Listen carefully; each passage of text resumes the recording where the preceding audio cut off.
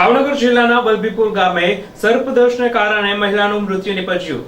ભાવનગર જિલ્લાના વલભીપુરના રંગપર ગામે વાડી વિસ્તારમાં વિલાસબેન અનિલભાઈ ભીલ નામના મહિલા પોતાનું ખેતીકામ કરી રહ્યા હતા, જે દરમિયાન મહિલાને સાર્પ કરડી જતા મહિલાની હાલત બગડતા મહિલાને પ્રથમ વલભીપુર સરકારી હોસ્પિટલ સારવાર અર્થે ખસેડવામાં આવ્યા હતા અને ત્યારબાદ તેમને વધુ સારવાર અર્થે ભાવનગર હોસ્પિટલ રેફર કરવામાં આવ્યા હતા, જ્યાં સારવાર દરમિયાન મહિલાનું મૃત્યુ નિપજ્યું।